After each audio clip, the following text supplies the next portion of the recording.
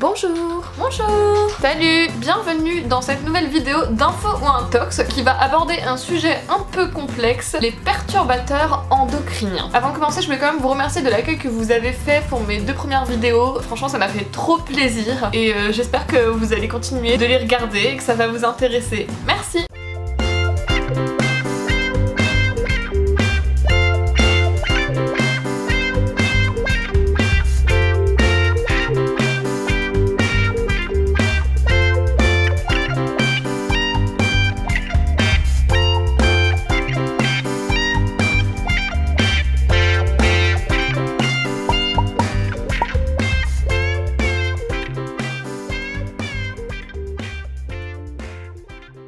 Les perturbateurs endocriniens sont des bactéries très dangereuses. Info ou intox?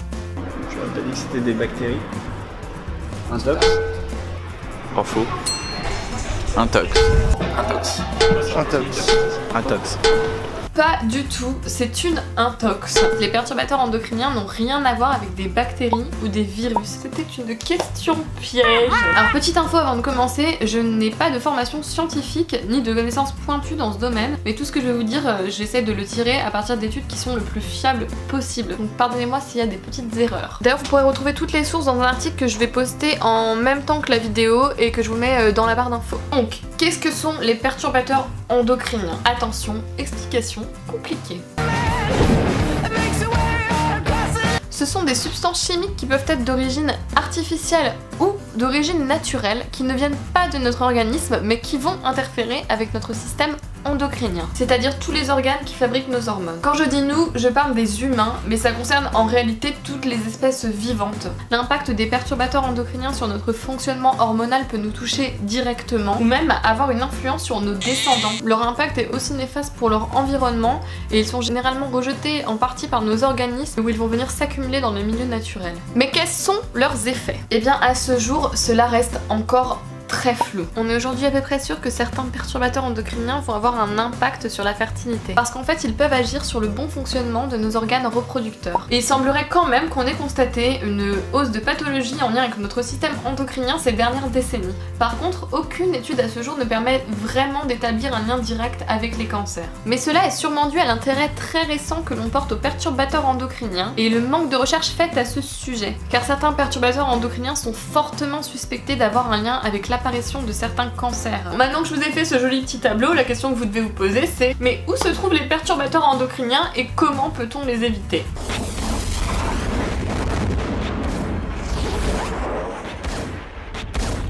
Et ma réponse dans la question 2. Il y a des perturbateurs endocriniens dans les shampoings. Info ou intox? Info. Info. Info. Info.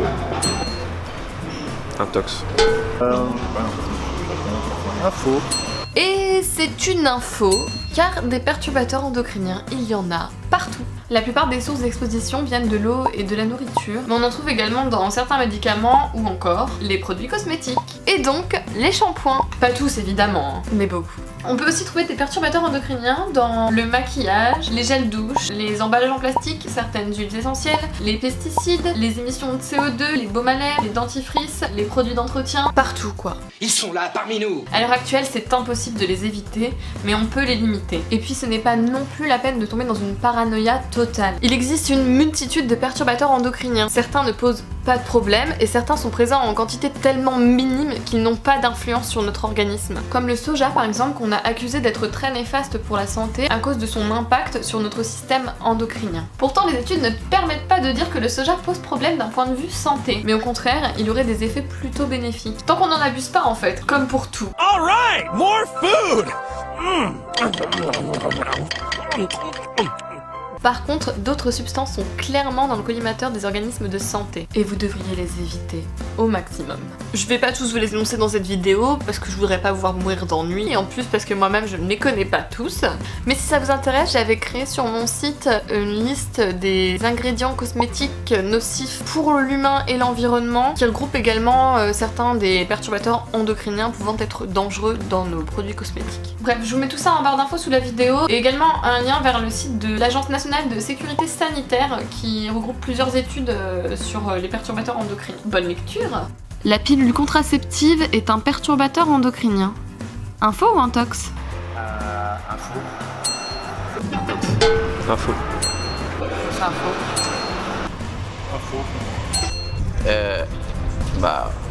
Info.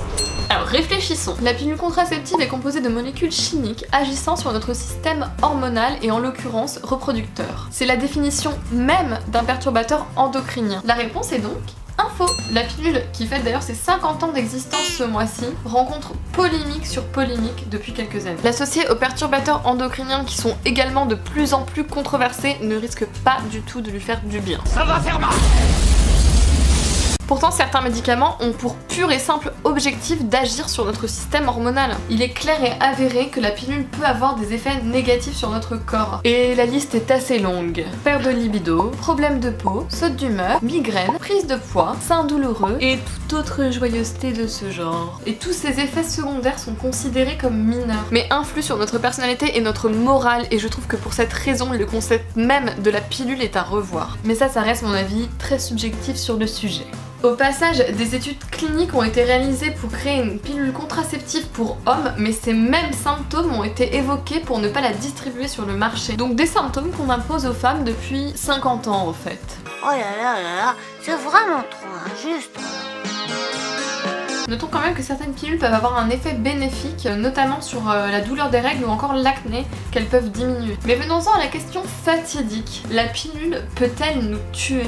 Eh bien, selon le Centre international de la recherche contre le cancer, la réponse est oui. Mais uniquement pour les pilules dites combinées, qui sont faites à base de 2 hormones de synthèse dont l'œstrogène, et qui pourraient avoir un lien avec le cancer du sein, de l'utérus ou du foie. En revanche, cela ne concernerait pas les pilules progestatives, donc ils ne contiennent pas d'œstrogène, et ce risque reste de toute façon très faible, et uniquement en cas de prise très prolongée de la pilule. Risque qui diminue d'ailleurs après l'arrêt de la pilule. Après, selon la Haute Autorité de Santé, la pilule combinée pourrait également augmenter les risques cardiaques, les AVC ou les embolies. A l'inverse, le Collège français des gynécologues trouve un effet protecteur des pilules et des contraceptions hormonales contre le cancer de l'ovaire ou de l'endomètre. Oui, tout cela est très contradictoire, on est d'accord. Mais sans blague, vous trouvez pas que c'est paradoxal?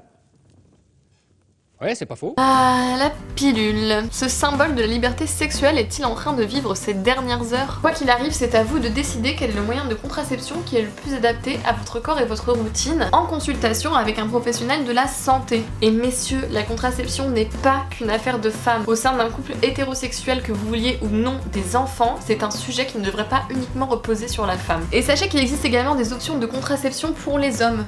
Holy Jesus. What is that? What the fuck is that? Dans tous les cas, la communication, c'est la clé. Merci si vous êtes encore là d'avoir regardé cette vidéo jusqu'au bout. Et comme d'habitude, si vous l'avez aimé, pensez à mettre un pouce bleu, à la partager, et si ce n'est pas déjà fait, à vous abonner évidemment. Et on se retrouve la prochaine fois avec un thème sur l'obsolescence programmée. A plus!